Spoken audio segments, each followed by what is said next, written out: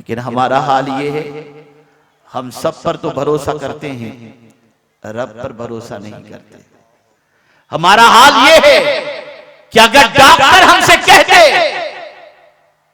कि ये दवाई खाओगे, ये चीज खाओगे तो मर जाओगे, जिंदगी पर हाथ नहीं लगाते।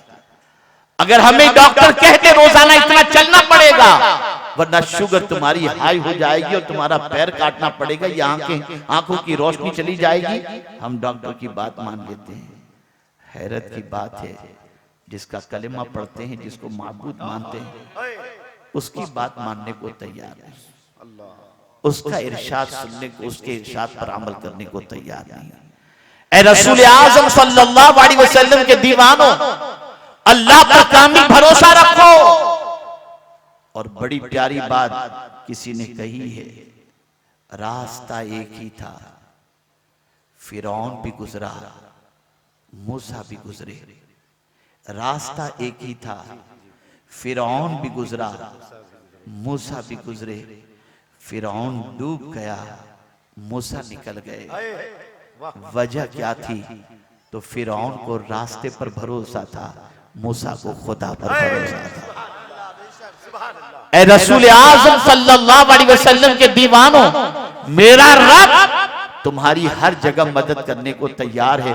वही तो है जो माँ के शिकम के अंदर हमें रोजी पहुंचाता है और हमें जिंदगी अता करता है।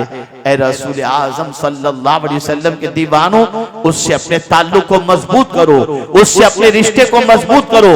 और याद रखो, जब कोई बंदा अपने वजूद को उसकी बारगाह के अंदर झुका देता है तो फिर अल्लाह अज़्ज़ व जल उसे इतना उठाता है कि उस बुलंदी तक कोई दूसरा पहुंच नहीं सकता। हमने सजदा छोड़ दिया, उसकी बारगाह में झुकना छोड़ दिया, तो कासे गदाई लेकर दर दर की ठोकरें खाते हुए नजर आते हैं। आज मुझे बताइए, वो कौन सा गुनाह है जो रात के सन्नाटे में या दिन के उजाले के अंदर मुसलमान करता हुआ नहीं दिखाई देता? आप मुझे बताओ। आज तो 14 साल का लड़का 18 की उम्र तक पहुंचने तक खाली हो जाता है, इस लायक भी नहीं रहता कि वो शादी कर सके। आज आप देखो, गंदी पिक्चरों को देख देख कर आज का जवान बर्बाद हो गया। बल्कि अल्लाह माफ फरमाए, ये जवानों ही का मसला नहीं है, ये तो शादीशुदा लोग भी और बड़ी उम्र वाले भी आजकल न जाने क्या क्या देखते हुए नजर आते हैं। क्या हो गया है? हजरत बायजीद बुस्तामी अलैहिर्रहमा के पास एक शख्स आया और उसने आकर के कहा, हुजूर, तकरीबन गुनाहों से अल्लाह ने मुझे तौबा की तौफीक अता फरमा दी, लेकिन एक गुनाह ऐसा है जिससे मैं बच नहीं पाता। हजरत बायजीद बुस्तामी अलैहिर्रहमा ने उससे पूछा, नहीं वो कौन सा गुनाह? वो खुद ही कह उठता है, हुजूर, रास्ते में किसी औरत या लड़की को चलते हुए देखता हूँ तो मेरी निगाह खता खा जाती है, मैं उसे घूरने लगता हूँ। इस गुनाह से मैं नहीं बच पाता, मुझे कोई नुस्खा अता फरमाए। वो बुजुर्ग हजरत बायजीद बुस्तामी अलैहिर्रहमा ने जवाब में इरशाद फरमाया, बेटे, एक नुस्खा तुझे देता हूँ, और वो ये है, जब तेरा नफ्स तुझे किसी हराम चीज को देखने के लिए वरगलाए और शैतान तुझे वरगलाए, तो ये तसव्वुर जहन में रखना, तू उसे देख रहा है और तेरा खुदा तुझे देख रहा है। वो शख्स जब ये सुनता है, सुनने के बाद चला गया। 15 दिन के बाद पलट करके आया तो बायजीद बुस्तामी से कहता है, हजरत, खुदा देख रहा और मैं हरामकारी करूं, मुझसे नहीं हो पाता, मुझे अल्लाह ने तौबा की तौफीक अता फरमा दी। अब जब भी निगाह उठती है तो कुरान देखने उठती है, हलाल चीज़ों को देखने के लिए उठती है, माँ बाप को मोहब्बत और शफकत से देखने के लिए उठती है। जालिमों, खुदा देख रहा है और हम पाप कर रहे हैं, खुदा देख रहा है, हम बुराई के दहलीज पर जा रहे हैं। आज आप देखो, अंदाजा लगाओ हमारी कौम के नौजवान कहाँ मिलेंगे, क्या करते हुए मिलेंगे, बदल डालो। और ऐ नौजवानों, तुम्हारी जिम्मेदारी सिर्फ खुद के संवरने की नहीं है, बल्कि तुम्हारी जिम्मेदारी ये भी है कि तुम्हें पता चले कि कोई गलत रास्ते पर जा रहा है, पकड़ो उसे, बिठाओ, डराओ अल्लाह से, समझाओ उसे और सुन लो, जिस किसी को तुमने समझाया और तुम्हारे समझाने के बाद वो बुराई की दहलीज पर जाने से बच जाता है और बुराई से तौबा कर लेता है, तो मुस्तफा प्यारे सल्लल्लाहु अलैहि वसल्लम का फरमान है, कल बरोज़े क़यामत जब उस बंदे को जन्नत में अल्लाह जाने का हुक्म देगा तो वो बंदा कहेगा, मौला मैं तो गुनहगार था, सियाहकार था, फला मेरे दोस्त ने मुझे सीधा रास्ता दिखाया, मौला आज मैं अकेला जन्नत में नहीं जाऊंगा, मेरे उस दोस्त को भी अपने साथ लेकर के जन्नत में जाना चाहता हूँ। मुसलमानों, ये तुम्हारी जिम्मेदारी थी, ये तुम्हारी रिस्पॉन्सिबिलिटी थी, ये तुम्हारा फर्ज था। अगर हमने ये फर्ज निभाया होता तो हमारे बच्चे आवारा नजर ना आते, हमारे बच्चे बदकिरदारी के अंदर नजर ना आते, लेकिन हमने ये जिम्मेदारी तर्क कर दी और इसको जिम्मेदारी महसूस ही नहीं की, नतीजतन हमारा मुआशरा बिगड़ रहा है। मैं उन माँ बाप से भी कहना चाहता हूँ जो माँ बाप केयरलेस हैं और अपने बच्चों से लापरवाही का इस तरीके से मुजाहिरा करते हैं कि अपने बच्चे की ये फिक्र नहीं रखते कि मेरे बच्चे की आदत अच्छी हो, मेरा बच्चा 10 के दरमियान बैठे तो इज्जत से देखा जाए। नहीं, आजकल माँ बाप का मामला ये हो गया, बच्चे पैदा किए छोड़ दिया, अल्लाह अकबर, खुद से बड़े हो रहे हैं, कोई तरबियत नहीं, कोई डिसिप्लिन नहीं। आप जानते हैं, एक वाकया मैं आपकी समाअतों के हवाले करूं। गालिबन मैं जर्मनी से आ रहा था, फ्लाइट के अंदर बैठा हुआ था, मेरे बाजू में एक फैमिली बैठी हुई थी। उस फैमिली के अंदर एक खातून, उसका शौहर और एक नन्हा सा बच्चा था और चाइल्ड मील माँ ने मंगवाया, बच्चे का खाना फ्लाइट के अंदर। बच्चे का जैसे ही खाना आया, माँ ने बच्चे के लिए लुकमा बनाया। एक लुकमा मुंह में रखने से पहले बच्चे से कहते, बेटे बोलो बिस्मिल्लाह। बच्चा बोलता बिस्मिल्लाह। बच्चे के मुंह में माँ लुकमा रखती, उसके बाद बच्चे से माँ कहती, बोल बेटा अल्हम्दुलिल्लाह। तो बेटा कहता अल्हम्दुलिल्लाह। एक एक लुकमे पर माँ बिस्मिल्लाह शरीफ भी पढ़ा रही है और अल्हम्दुलिल्लाह भी कहला रही है। मेरे अंदर सीखने का जज्बा है, मैं जानना चाहा कि आखिर इसकी वजह क्या है। मैंने बच्चा जब खाना खा चुका और माँ खिला चुकी तो मैंने उस बच्चे के बाप से पूछा कि जरा अपनी बेगम से ये पूछ के मुझे बताएं कि ये बहन जो है वो अपने बच्चे को हर लुक़मे पर बिस्मिल्लाह और अल्हम्दुलिल्लाह क्यों पढ़ा रही है। तो उस औरत ने मेरी बात समझ ली। इसका शौहर जवाब दे, उससे पहले औरत जवाब देती है, हजरत मामला सबसे बड़ा ये है, मैं देख रही हूँ कि आज का मुसलमान टनों खा लेता है, न बिस्मिल्लाह पढ़ता है, न अल्हम्दुलिल्लाह पढ़ता है। तो मैं अपने बच्चे को हर लुक़मे पर इसलिए बिस्मिल्लाह पढ़ा रही हूँ और हर लुक़मे पर अल्हम्दुलिल्लाह इसलिए कहला रही हूँ ताकि बड़ा होने के बाद शुरू में तो कम से कम एक बार बिस्मिल्लाह पढ़ ले और आखिर में तो एक बार अल्हम्दुलिल्लाह पढ़ ले। उस माँ की अज़मतों को सलाम जो माँ अपने बच्चे की तरबियत में इतनी फिक्र करती है। लेकिन आज की माएं सीरियल देख रही हैं, बच्चा दूध के लिए रो रहा है, माँ को फिक्र नहीं है, टहलने के लिए निकल रही है, बच्चा तड़प रहा है, माँ को फिक्र नहीं है, बाप कमाने के लिए निकल रहा है, बच्चा तड़प रहा है, बाप को फिक्र नहीं है। सुन लो, हदीस मुस्तफा सल्लल्लाहु अलैहि वसल्लम है, कुल्लुकुम राइन व कुल्लुकुम मसऊलुन अन रइयतिही। याद रखो, हर बच्चे के बारे में उसके माँ बाप से कयामत के दिन पूछा जाएगा। क्या आप नहीं चाहते कि आपके इस इलाके के बच्चे, आपके बच्चे ऐसे बन करके यहां से निकलें कि पूरी दुनिया में उनका नाम हो? क्या आप नहीं चाहते कि 10 के दरमियान आपका बच्चा बैठे तो आपके बच्चे को इज्जत की निगाह से देखा जाए? अगर आप चाहते हैं तो आप उसके लिए वक्त दीजिए, उसके पीछे टाइम सर्व कीजिए। याद रखें, मेरे प्यारे आका सल्लल्लाहु ताला अलैहि वसल्लम के प्यारे दीवानों, इमाम गजाली रहमतुल्लाह ताला अलैह यहाँ तक फरमाते हैं कि अपने बच्चों को खाने पीने के आदाब भी सिखाना ये भी माँ बाप की जिम्मेदारी है। सिखाते हैं, खुद ही को नहीं मालूम तो क्या सिखाएंगे, कैसे सिखाएंगे? अब अगर कोई ये तसव्वुर करता हो, मौलाना आप कह रहे हैं लेकिन हमारे यहाँ तो मसला ये है कि कल क्या हमें खाना है उसकी फिक्र है, अब ये सारी चीजें कहां से करें? तो मैं आपको बताऊं, गुर्बत इतनी भी नहीं है जितनी रसूल आजम सल्लल्लाहु अलैहि वसल्लम के दौरे पाक के अंदर सहाबा के अंदर थी। आप जरा सोचो, ग़ज़वे ओहद में शहीद होने वाले सहाबा के पास कफन भी पूरा नहीं था।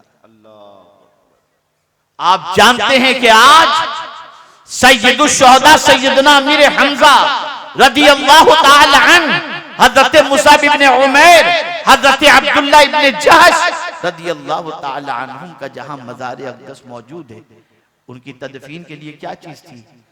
एक चादर। ऊपर का हिस्सा ढांका जाता तो नीचे का हिस्सा खुला रहता था, और नीचे का हिस्सा ढांका जाए तो ऊपर का हिस्सा खुला रहता था। आज मुसलमान दुनिया में कहीं भी मरे उसे पूरा कफन तो मिल जाता है, लेकिन उस वक्त ये भी नहीं था।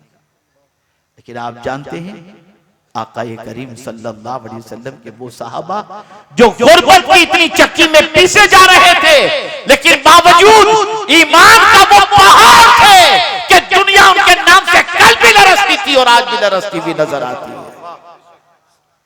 गुर्बत किसी चीज में रुकावट नहीं बनती। खुद मेरे आका सल्लल्लाहु अलैहि वसल्लम की हयात तैयबा तो देखें, अल्लाह अकबर। मैं अक्सर कहा करता हूं, एक गरीब, चलो रख दो वहीं रख दो बेटा, जाओ बैठ जाओ। एक मतलब दुरूद शरीफ पढ़े, अल्लाहुम्मा सल्ली अला सय्यिदिना व मौलाना मुहम्मद मादिनिल जूद वल करम व आलि व सहाबी बारिक वसल्लम। एक गरीब बाप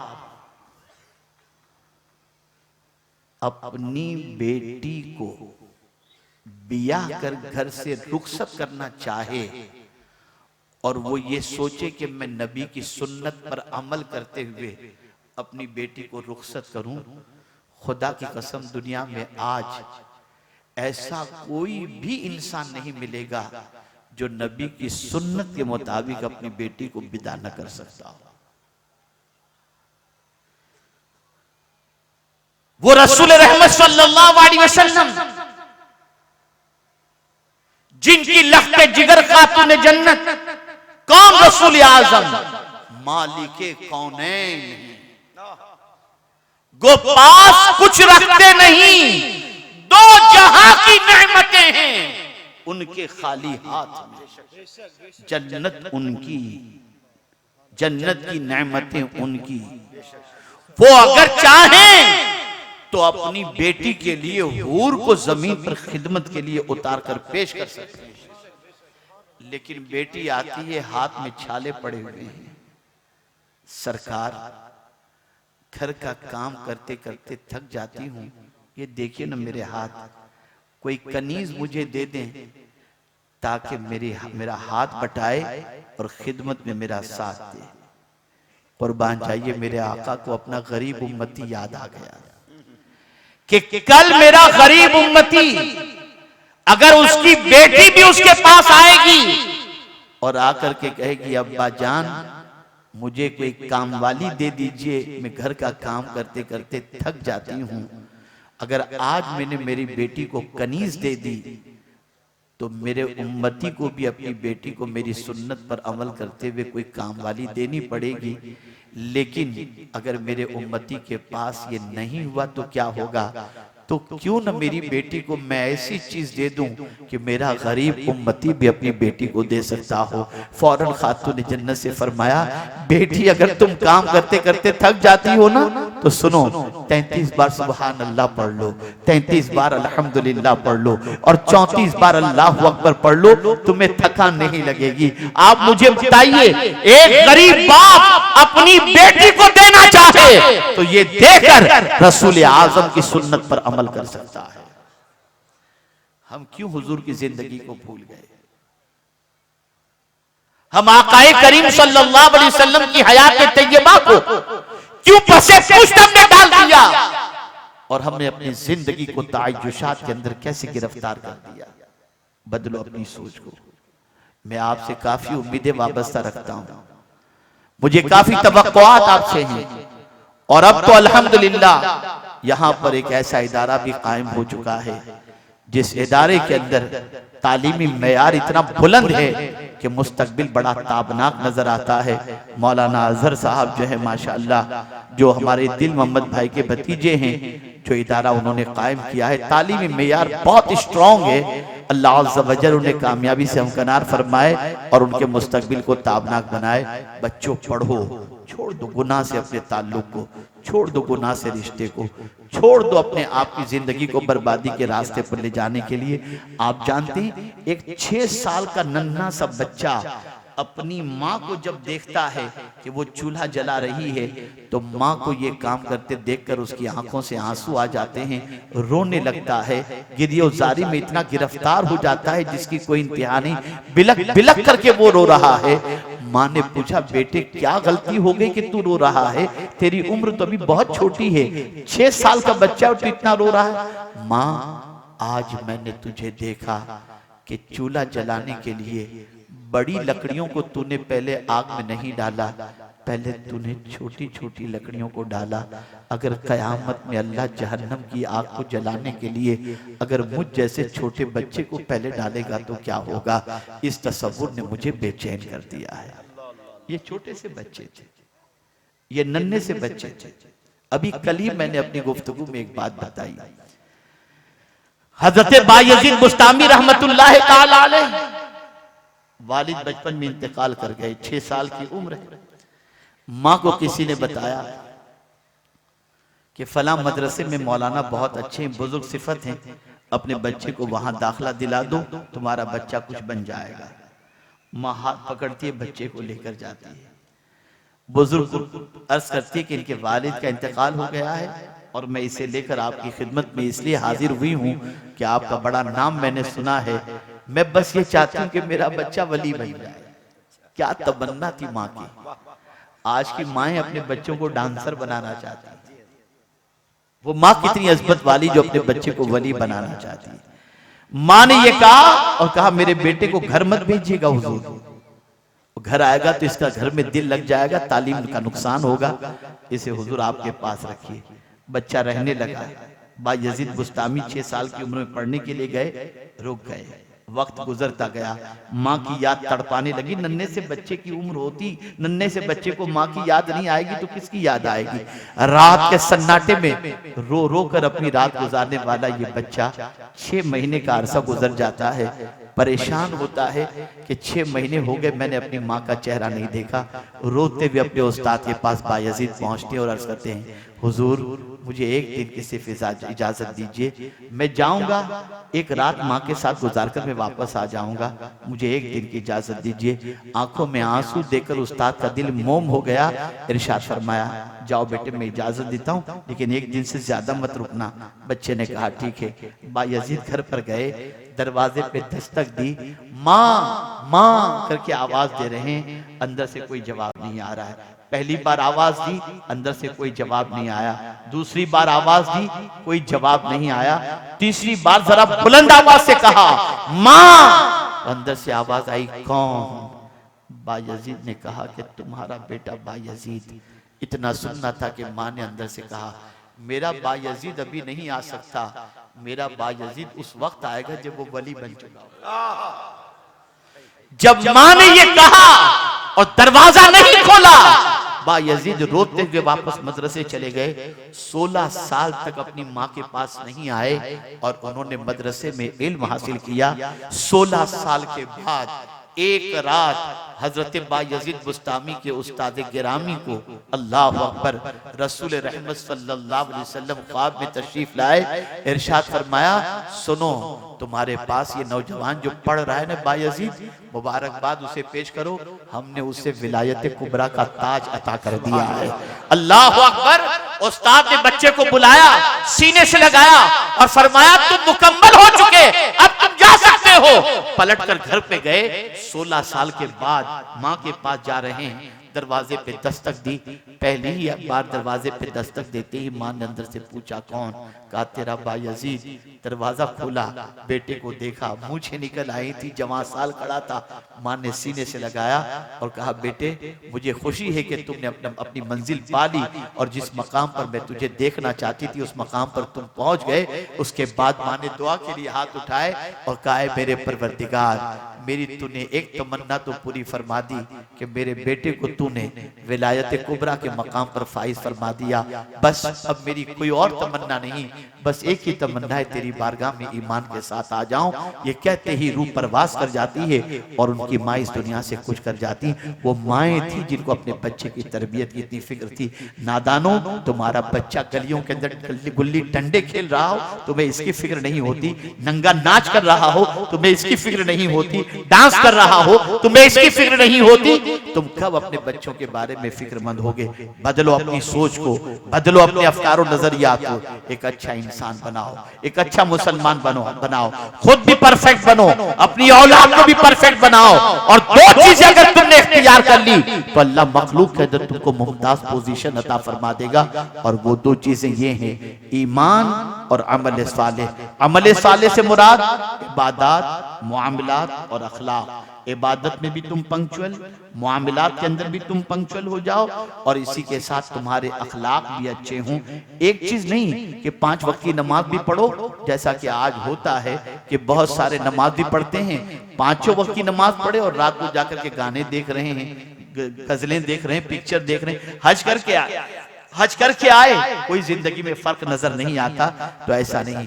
एक जमाना भी था ना, आपको याद होगा या मेरी उम्र के जो लोग होंगे उन्हें याद होगा कि अगर किसी मोहल्ले का कोई शख्स हज करके आ जाता और मोहल्ले में कभी झगड़ा होता था ना, तो लोग कहते थे हाजी साहब जो कह देना वो फाइनल, जो हाजी साहब कहते हैं।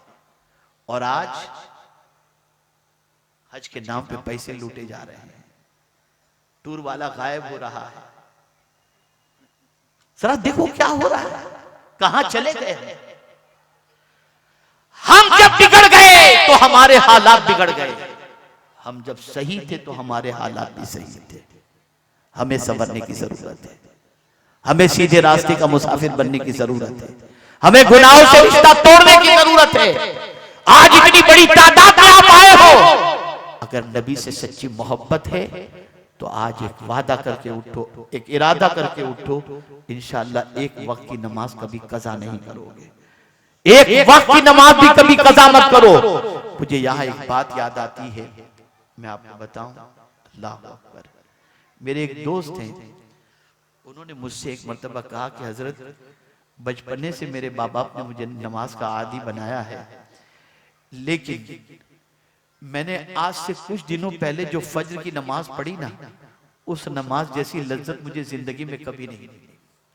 तवज्जो चाहो, उस नमाज जैसी लज्जत मुझे कभी नहीं मिली।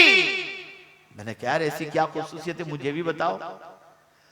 उन्होंने कहा मेरी आंख खुली तो मैंने घड़ी में देखा कि तुलुए आफताब के अंदर 7 या 8 मिनट बाकी थे।